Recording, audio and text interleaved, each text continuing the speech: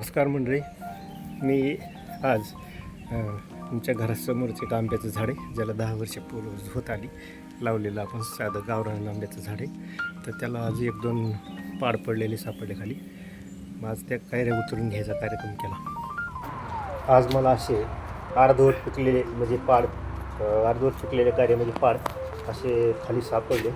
मग मी जरा झाडाकडे वर नजर मारून पाहिलं तर बऱ्याचशा कैऱ्या मला पिवळ्या झालेल्या दिसतात, म्हणजे अर्धवट पिकलेल्या दिसल्या. म्हणलं आता ह्या आंबा उतरायला आला, म्हणजे कैऱ्या काढायला आल्या. म्हणून वरती झाडावर चढलो आणि काही झाडावरून काढल्या, काही इमारतीवर उभं राहून काढल्या, काही झाडाच्या खाली उभं राहून अशी खुडी तयार केली आणि त्यातून त्या कैऱ्याने काढून घेतलं.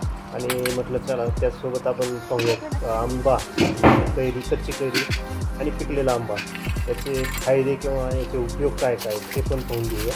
असे मोठमोठे घोस याला आंब्याच्या झाडाला लागले होते. ते 10 वर्षापूर्वी एक साधं आपलं गावरान झाड मी दारात लावलेलं होतं. ते आता भरपूर आंबे आणि चांगली सावली देते. असतेच तरी त्याला आंब्याच्या रसाचा मान असतो, आंब्याचा मान असतो. लोक काही जण त्याचा रस किंवा ज्यूस करून खातात, काही चोखून खातात, कोणी त्याचं लोणचं बनवतात. असे वेगवेगळे उपयोग आणि त्याचे फायदेसुद्धा आहेत.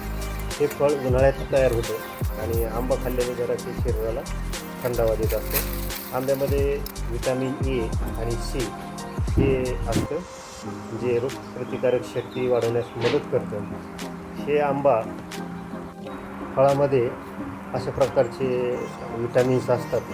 आणि त्याचबरोबर मी हा आज कच्चा आंबा लगेच खाऊन त्याची चव चाखण्याचा प्रयत्न केला. कर्करोगाचा धोकासुद्धा आंबा खाल्ल्याने कमी होतो. आंब्यात तशी तत्व सापडतात.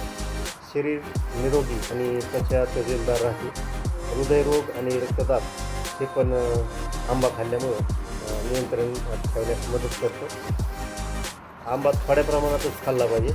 जास्त जर खाल्ला तर पचनाची समस्या निर्माण होऊ शकते किंवा कोणाला त्याची ॲलर्जीसुद्धा होऊ शकते. ह्या पिवळ्या कलरच्या ज्या कैऱ्या दिसतात 4 दोन, हे अर्धवट पिकलेले आंबे आहेत, ते पाड आहेत. म्हणून आम्ही ते काढून घेतलं. आज पूर्ण झाडावरचे आंबे नाही काढले, निम्यात काढलेला त्याचा उपयोग काही आपण पिकवायला करू. अशा प्रकारचे कापड आणि त्याच्यावर कागद टाकून त्याचे आंब्याची याच्यावर एक 2-3 थर देऊन ते आपल्याला पिकायला टाकले.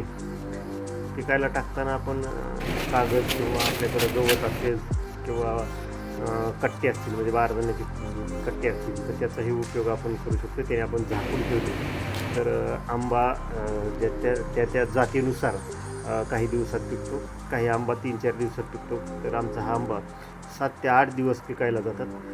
जेवढ्या दिवस जास्त पिकेल तेवढा त्याची चव चांगली लागते. तर हा आम्ही असा आंबा आता पिकायला ठेवला आहे. तर त्यातला जो काही शिल्लक राहिला, म्हणजे जो थोडा कच्चा वाटतो, असा तो बाजूला ठेवला आणि त्याचं आपण लोणचं बनवणार आहेत. त्याला गावरान भाषेत खार म्हणतो आपण त्याला. नमस्कार.